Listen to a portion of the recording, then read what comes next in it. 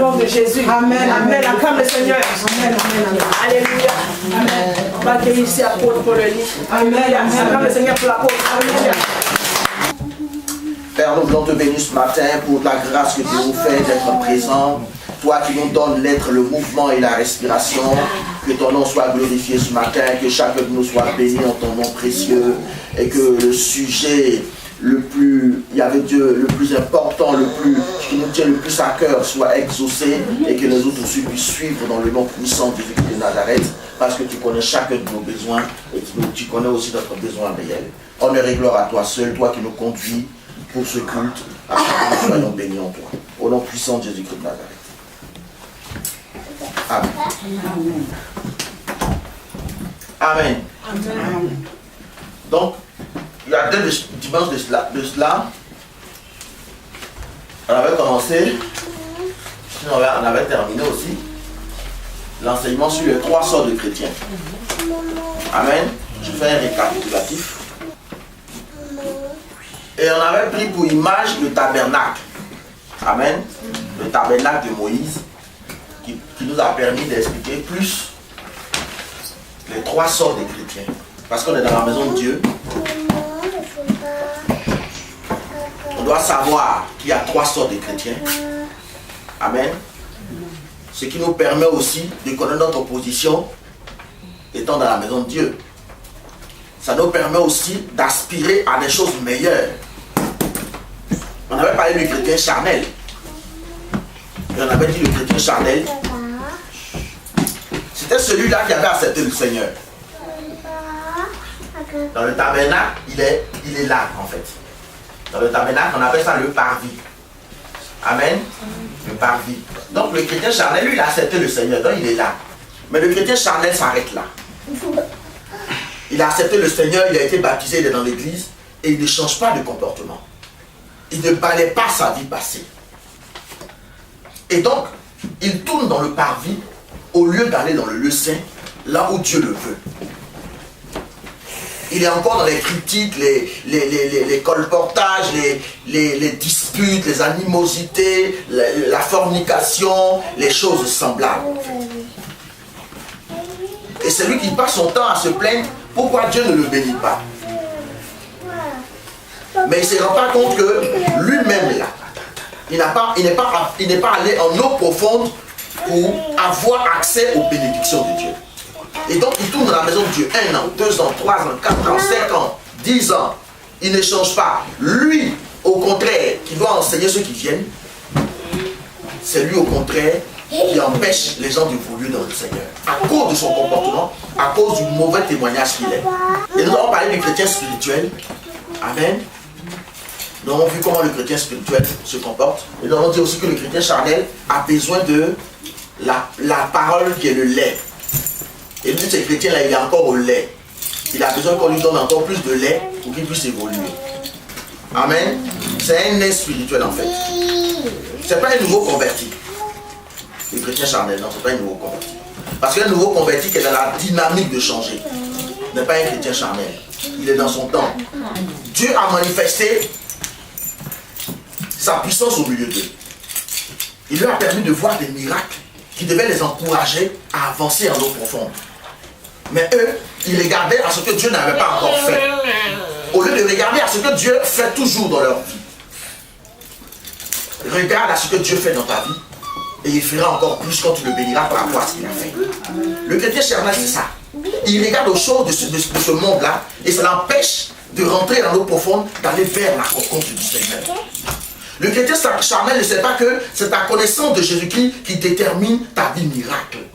Qui détermine ta vie de tous les jours. Quand tu pries, c'est la connaissance que tu as de Jésus qui permet que tu sois exaucé.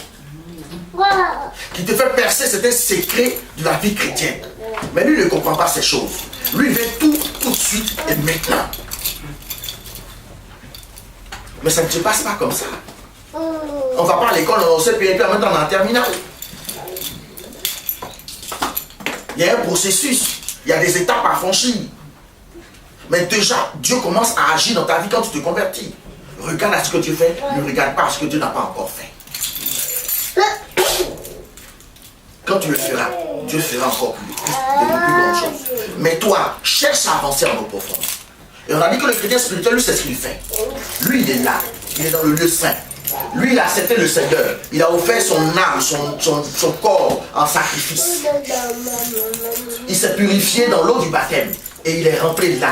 Là où il y a la table des pains de proposition. Cette table, il y avait du pain dessus. Ça, c'est le chandelier, qui est l'image de cet esprit. Ça, c'est l'image de la parole. Et ça, c'est l'autel des parfums, qui sont des prières agréables qui montent à Dieu. Parce que le chrétien spirituel, il a compris qu'il faut aller en eau profonde. Et lui, il comprend que pour que les prières soient exaucées, il y a un temps convenable. Où Dieu prend le temps de nettoyer ta cuve. Il prend le temps de nettoyer autour de toi pour te bénir. Le chrétien spirituel s'engage. Il s'engage à connaître la parole de Dieu. Il dit, je m'en allais en Arabie. Amen. Paul est allé en Arabie pour avoir la révélation de Christ. Pas que quelqu'un là-bas l'a enseigné, mais que Paul est allé dans la recherche de la connaissance de Christ. Souvenez-vous, quand Paul a été converti, tellement il a été touché par le Seigneur, il s'était empressé d'aller prêcher l'évangile. Amen. Et Dieu a permis une persécution qui a empêché à Paul de continuer. Parce que il y a des étapes à suivre, n'est-ce pas? Il allait en Arabie, il allait dans la révélation de la parole. Parce que lui, il avait encore la lettre au lieu d'avoir la révélation. Et la révélation de Christ lui a été donnée. Amen. C'est une différence. Sinon, notre Seigneur Dieu devient un féticheur. Il devient un génie. Féticheur. Amen. C'est Dieu devient des féticheurs. Il est venu pour faire de nous des femmes et des hommes de miracles. Il est venu faire de notre vie une vie miracle. Mais cela obéit à des principes. Sinon, ta bénédiction va se changer en chagrin. Or, la Bible dit que sa bénédiction n'est suivie d'aucun chagrin. Comment veux-tu qu'il puisse te bénir dans le bois? Amen. Donc les chrétiens spirituels, il a compris ces choses. Il est rentré là. Il est éclairé par la lumière du Saint-Esprit. Il est orienté par le Saint-Esprit. C'est ça le chrétien spirituel, l'essentiel du chrétien spirituel. Il est conduit par le Saint-Esprit. Il a appris à être conduit par le Saint-Esprit. En lisant la parole de Dieu, tu apprends à être conduit par le Saint-Esprit. Le Saint-Esprit te conduira dans toute la vérité de la parole. Amen. Et il nourrira ton esprit pour que tu puisses comprendre comment te conduire dans cette vie.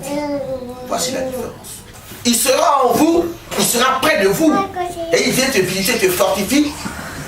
Et après, il est à côté pour voir si ce qu'il t'a appris, ce qu'il a fait en toi, tu le mets en pratique. Il ne va pas tous... Non, on ne va pas respirer par le Saint-Esprit. Amen. Donc, il t'apprend à faire la part des choses. Amen.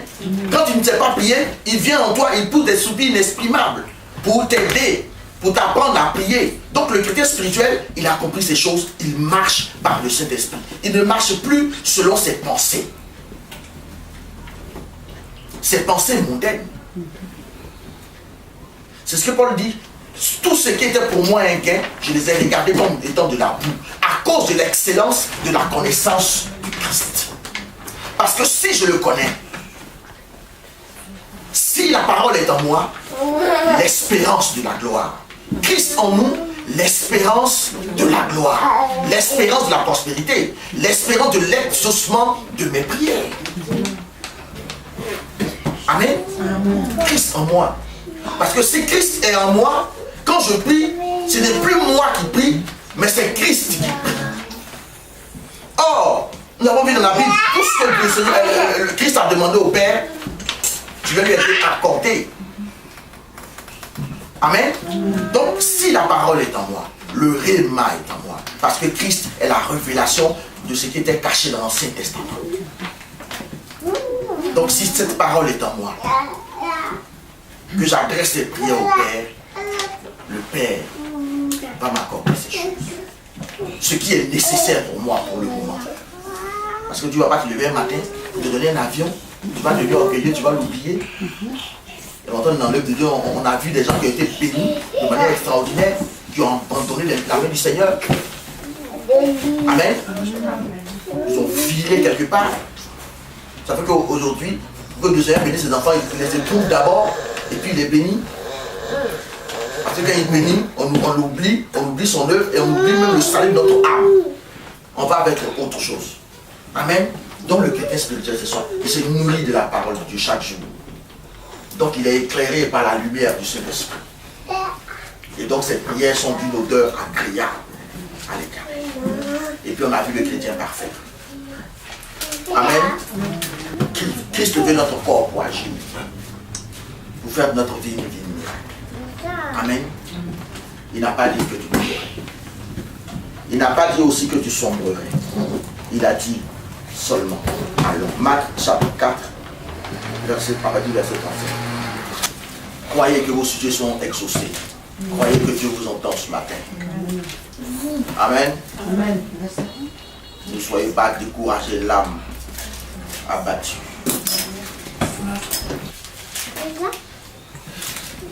Ce même jour, sur le soir, Jésus leur dit, passons à l'autre. C'est ce qu'il a dit, non? Ce même jour, sur le soir, Jésus leur dit, passons à l'autre. Passons à l'autre. La Bible met même point. Verset 36. Après avoir envoyé la foule, ils l'emmenèrent dans la barque où il se trouvait. Il y avait aussi d'autres barques avec lui. Et il se leva un grand tourbillon. Et les flots se jetaient dans la barque, au point qu'elle se remplissait déjà. Amen. Et lui. Vous imaginez? En pleine mer. Une pirogue. On appelle ça une pirogue. Vous appelez ça la barque.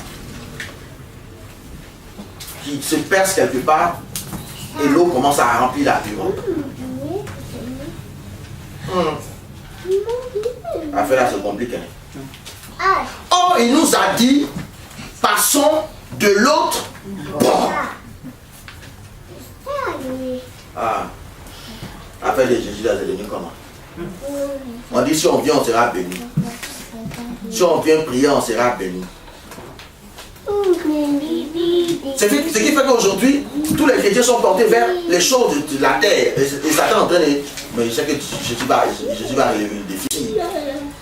Tous ont commencé à avoir les pensées vers les choses de ce monde-là. Au lieu d'aspirer premièrement au royaume de Dieu.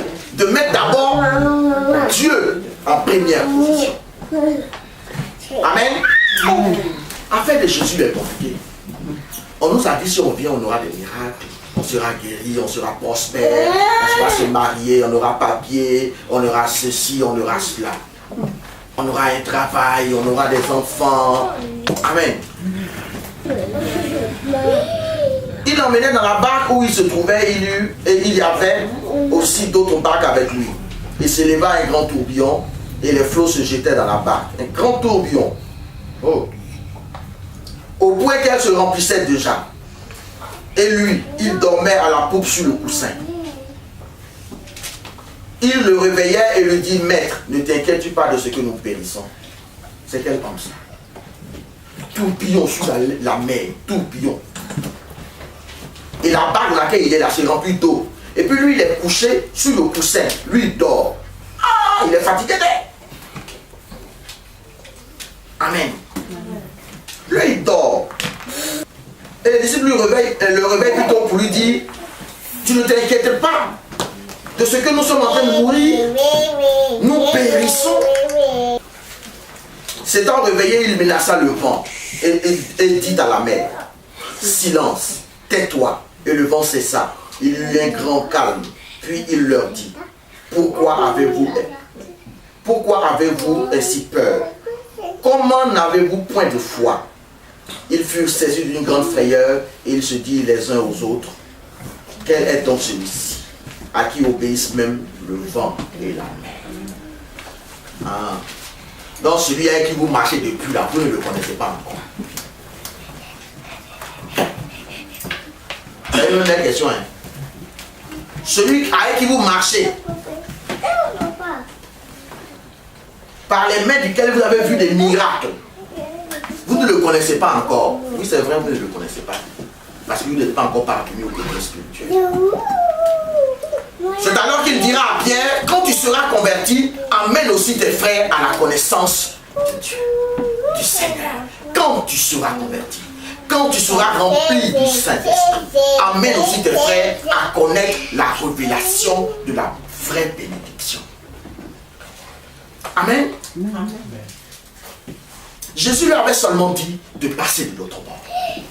Pas autre chose. Souvent quand le Seigneur te dit des choses, il y a un vent contraire. Quand il dit que tu seras une femme de gloire, sache qu'il y aura un moment d'épreuve pour que tu sois une femme d'humiliation.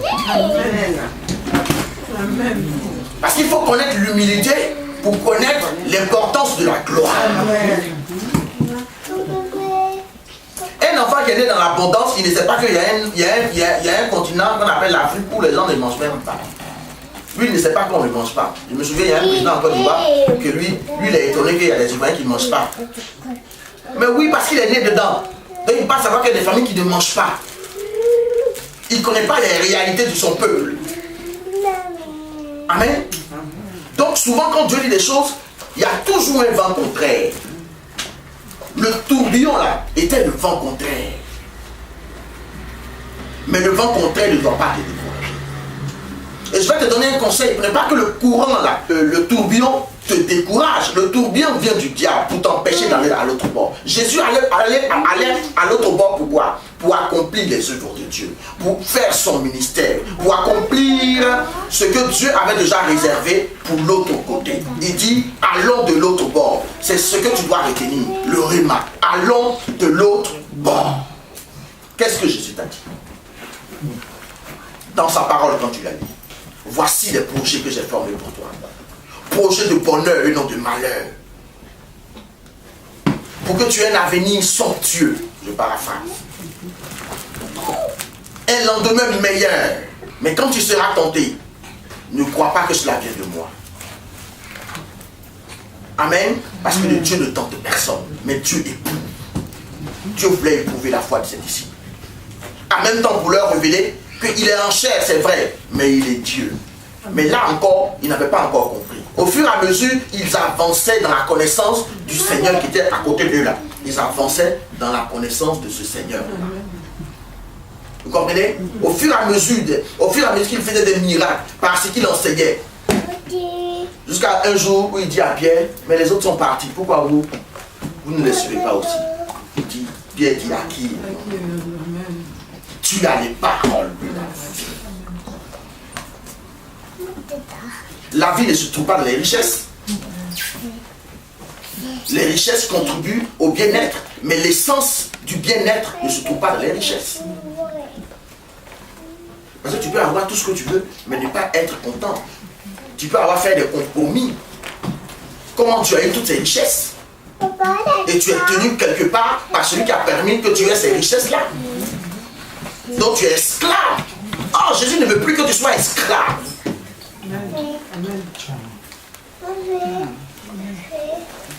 Quand il te donne, il t'a donné, tu es pour toi, et puis tu le bénis. Tu ne dois rien à personne.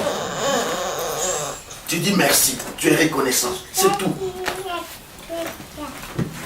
Amen. Mais ce qui était bon pour les disciples ici dans ce passage, c'est qu'ils avaient mis Jésus dans leur barque. C'est de cela que tu as besoin ce matin. Mettre Jésus dans ta barque. Chrétien de Paris, mettons Jésus dans notre barque. Ne cherchons pas à mettre les miracles dans notre barque. Sinon les féticheurs vont nous tromper. Les faux vont nous tromper. Miracle où tu as un miracle et puis après tu prends des démons là. Ce ne vient pas de Dieu. Quand tu es guéri, tu es guéri. Quand tu es béni, tu es béni. Sans aucun chagrin.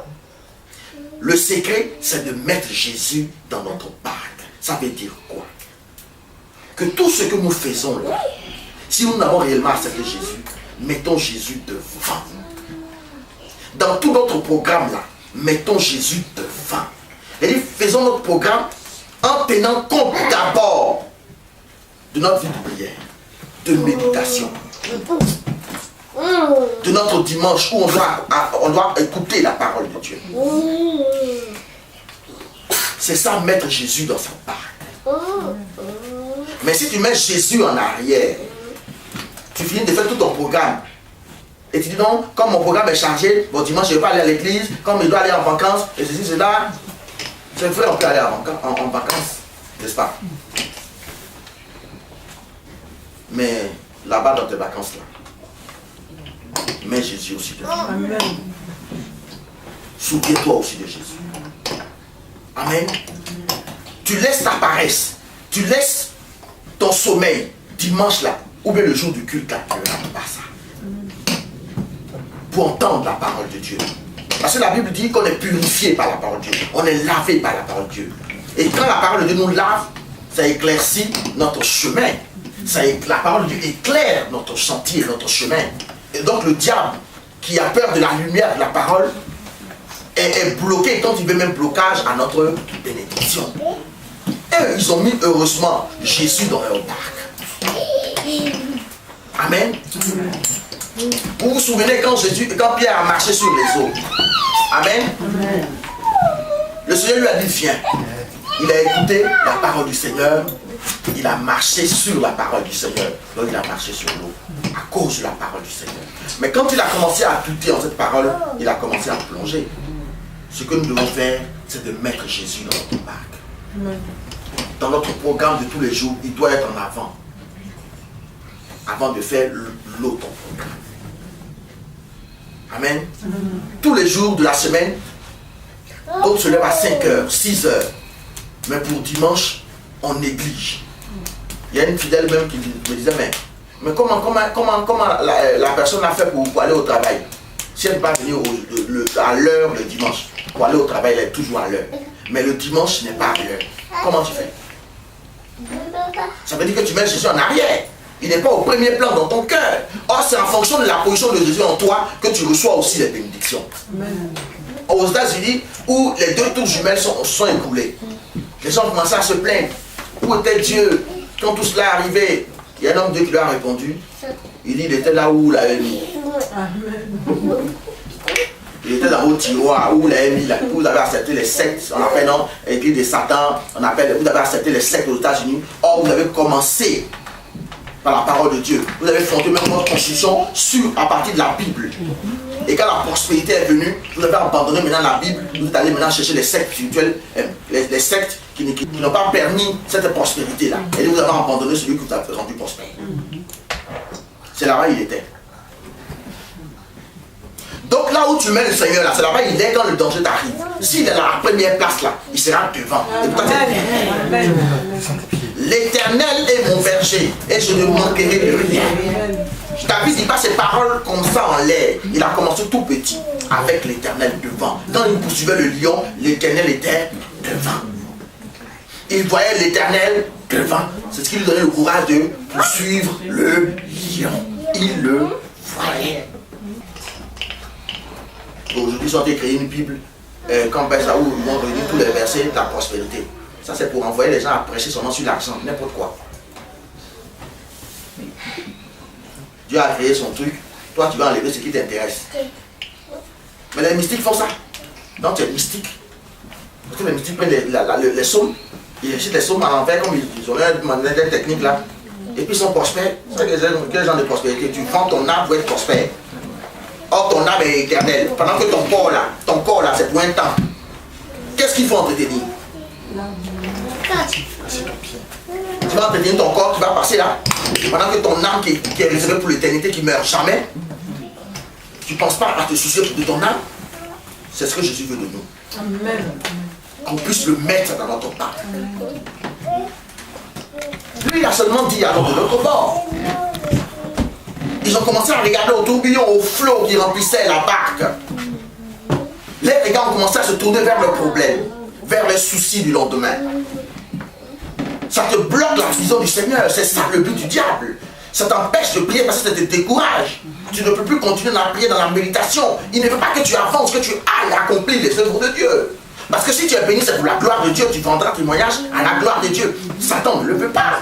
Si tu es épanoui, tu n'iras pas vers lui pour faire des compromis, pour vendre ton âme, pour que tu sois prospère. Et lui, ça ne l'arrange pas parce qu'il veut plusieurs personnes qui vont le suivre dans l'enfer. Pour lui, il pense que quand il va le faire, Dieu va avoir pitié des hommes, des créatures. Ils sont tellement que Dieu va avoir pitié d'eux. Il va dire non, il n'y a plus enfer.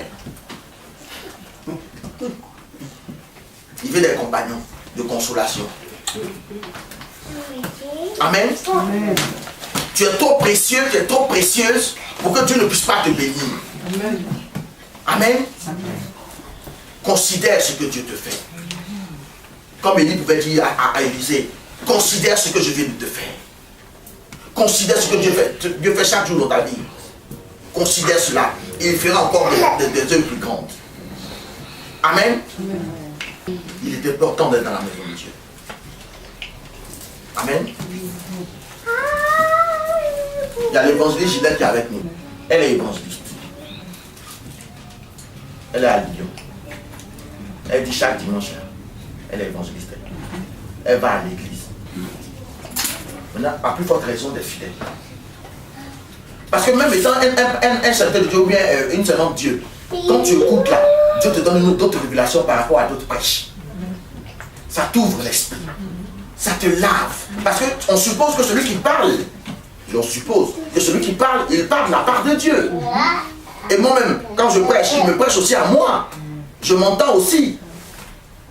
Parce que moi, tu as une idée, les gens te donnent une idée de ce que tu vas prêcher, mais au fur et à mesure que tu prêches, il y a des révélations qui sortent au fur et à mesure que tu prêches. Donc, Dieu te parle aussi à toi. Amen. Il est important d'être dans la maison de Dieu. Pour que la parole de Dieu puisse éclairer nos bénédictions. Pour que cette bénédiction-là puisse venir à l'existence. Au commencement, il était la parole, et la parole était avec Dieu. Dieu dit, et cela fut. N'est-ce pas? C'est la parole là qui a créé toutes choses. Donc c'est la parole là qui va manifester, sinon qui va emmener à l'existence ce qui est en toi.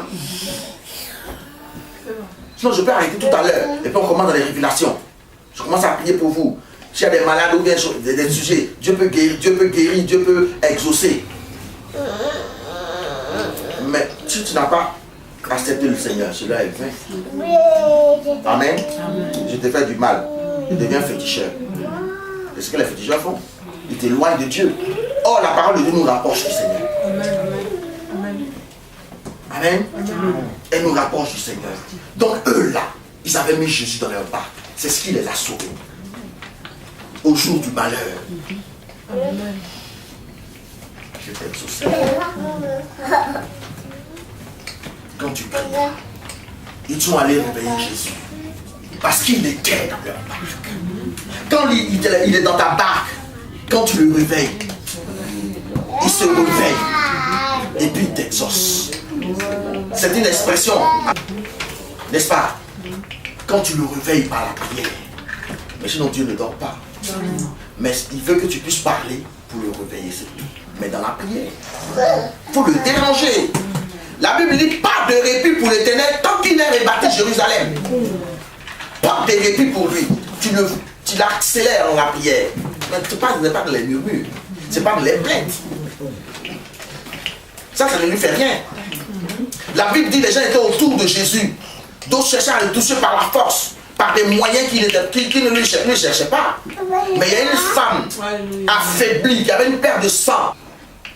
La femme a dit, je sais que si je le touche, je sais que si Jésus rentre dans ma barque, je serai guéri. Et donc pour cela, je ferai tout. Avec la petite force qui me reste, je vais chercher à le toucher. Et la Bible dit que la femme a eu accès par la force que Dieu lui a donnée. Elle a touché Jésus. Et Jésus dit, qui m'a touché? Comment tu touches Jésus? Qui m'a touché? Comment tu touches Jésus dans la prière? Ce n'est ni par la force, ni par l'intelligence, mais c'est par le Saint-Esprit. Qui m'a touché? Elle a touché Jésus par la foi, pendant que les autres touchaient Jésus par la force. Par des moyens humains. Ce qu'il veut, c'est la foi, de mettre Jésus dans notre barque et de pouvoir nous appuyer sur cette foi-là pour marcher chaque jour de notre vie. Alléluia. Ils avaient mis Jésus dans leur barque. Donc, quel que soit le tourbillon qui arrivait, lui, il dormait. Parce que lui, il sait en qui... Non, je ne dirais pas ça. Parce que lui-même, il est Dieu. Mais permettez-moi l'expression pour qu'on puisse comprendre. Il sait en qui il a cru. Il sait qu'il a envoyé sur la terre. Et même là, il était en train de leur révéler qu'il est Dieu parce qu'il parle au vent. Qui peut parler au vent? Qui peut parler au flot? La mer. Si ce n'est Dieu. Parce qu'il faut comprendre leur langage pour leur parler. Il faut être leur Seigneur pour leur intimer l'ordre. Oh my God.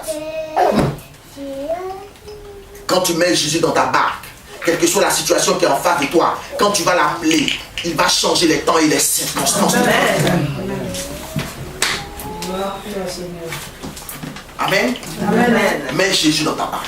Mets-le en première position dans tout ce que tu fais dans ta vie là. Mets-le en première position. Maintenant, si après ça, il ne t'a pas béni, viens m'insulter.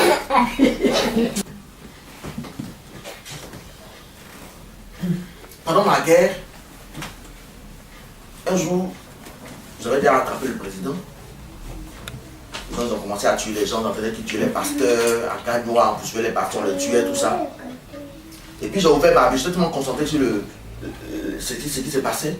J'ai ouvert la Bible, je suis tombé sur un passage qui disait, je paraphrase, je ne veux pas te livrer aux impurs. J'ai lu, mais je n'avais pas compris ce dont il parlait en fait. Et souvent, le Seigneur te dit, ouvre ta Bible, tu tombes sur un passage, tu sais que ça fait. Tu sais que c'est la parole de Dieu, c'est Dieu qui vient de te parler. Vous savez ça, non? Voilà.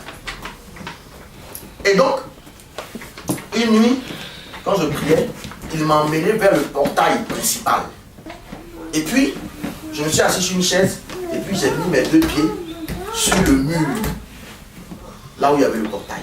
Pour moi, je priais, parce que je me priais en langue, je priais en langue, mais je ne sais pas ce qui arrivait.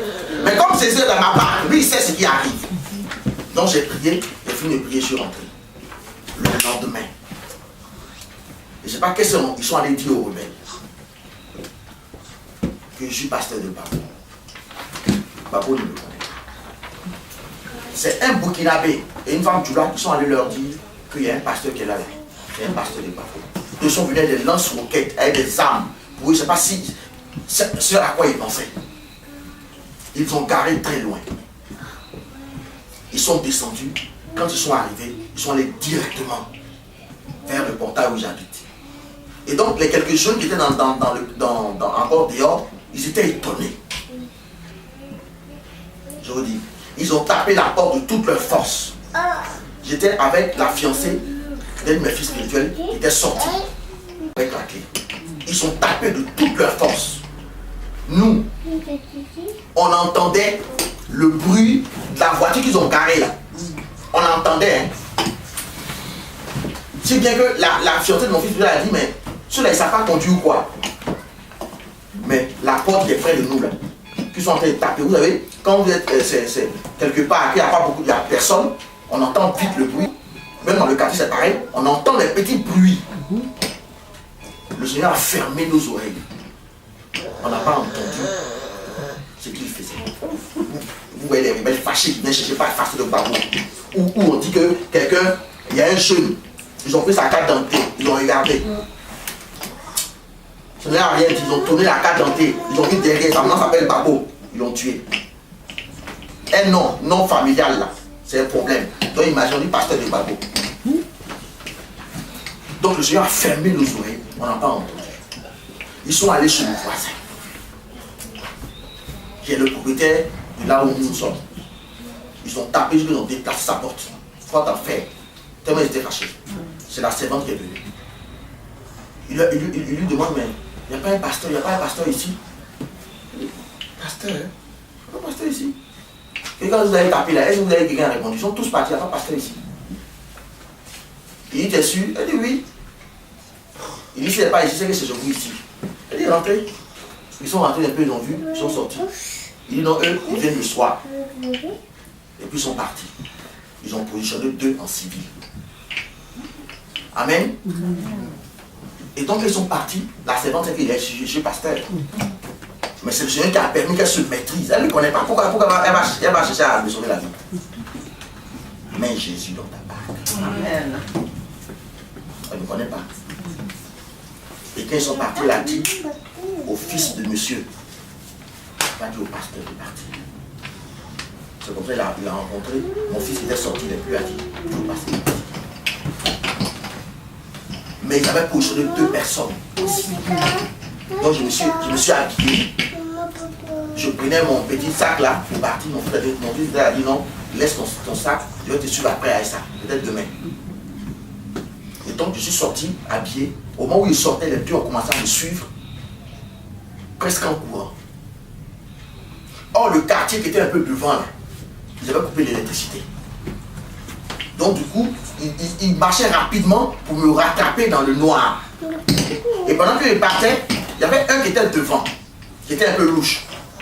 Ben, je ne m'occupe pas de tout ça. Pour moi, je partais j'avais un but. Et puis au moment où je partais, je n'étais pas trop convaincu. Et puis j'ai regardé à la fenêtre d'une connaissance. Mais c'est Dieu qui permet que pendant la guerre, la lui ouvre sa fenêtre. Et donc j'ai vu la lumière. Et donc je suis allé vers la cour, j'ai tapé à la fenêtre. Ils sont venus, ils ont ouvert leur grand portail. Et puis je suis entré. Là, ils se sont arrêtés. Et puis ils sont repartis. Et c'est là que j'ai dormi. Et puis le lendemain à 6 h, je suis parti. Ils sont partis après au toit. Amen. Amen. Mets Jésus dans ta barque. Il y a plusieurs témoignages. Il y a un autre homme de Dieu. Ils ont pris la machette. Ils envoient la machette sur lui. Et puis ça ne les rentre pas. Mets Jésus dans ta barque.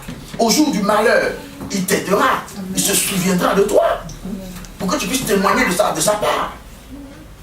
Amen. Mets Jésus dans ta barque. Ce que je n'ai pas encore remarqué dans les chrétiens de Paris, et même dans la plupart des chrétiens aujourd'hui, c'est qu'on ne cherche pas à connaître le Seigneur. On ne cherche pas à rentrer dans la maison de Dieu. Amen.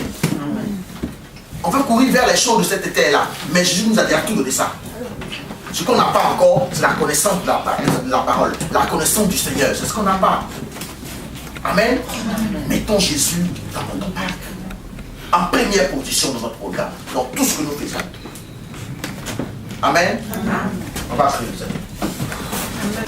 Faisons-le, vous verrez. Il fera des miracles sans l'intervention d'aucune humaine. Oui.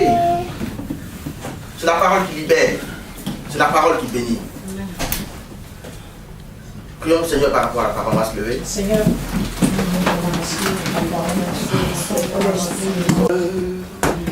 Et en moi un cœur pur.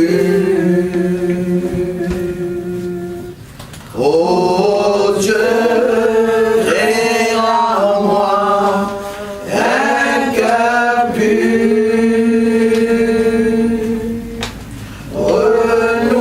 Renouvelle en moi un esprit bien disposé. Oh Dieu, crée en moi un cœur pur.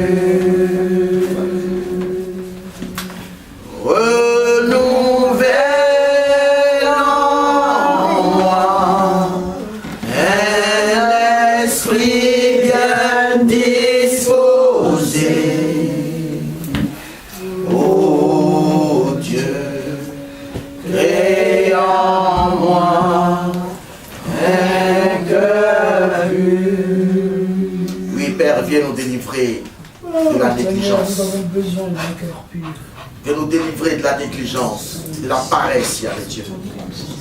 Et illumine les yeux de notre cœur, Oh yes, Lord. afin que nous puissions connaître l'excellence de la connaissance qui s'attache avec Dieu à ton salut, Père. Donne-nous la soif de chercher à entrer en notre profondeur avec Oh, Dieu. alléluia. Donne-nous la soif de toi, de te connaître encore plus, Père. Accomplis et exauce nos prières, afin que nous soyons aussi encouragés à te chercher, Père. Donne-nous un cœur reconnaissant, de sorte que nous puissions te reconnaître en toutes choses quand tu nous bénis, Père. Béni sois-tu, parce que je sais que tu ouvres le van de la bénédiction pour tes enfants. Au nom de Jésus. Que ceux qui ont besoin d'avoir les papiers, que tu leur accordes cela. Au nom de Que Jésus. ceux qui ont besoin des permis, tu leur accordes cela. Ceux qui ont besoin de guérison, que cela leur soit accordé. Que ceux qui ont besoin du travail, que tu puisses leur permettre d'obtenir ce travail. Que ceux qui ont besoin de logement, que tu puisses toi-même les loger pour la gloire de ton nom. Tu as dit dans cette même maison que les cieux sont ouverts, que les cieux s'ouvrent, il y avait Dieu, de manière véritable, et que toutes les bénédictions puissent se matérialiser, afin que tes enfants rendent toujours gloire en ton seul nom. Nous avons prié en ce matin au nom puissant de Jésus-Christ. Amen. Croyons que nous sommes tous. Amen.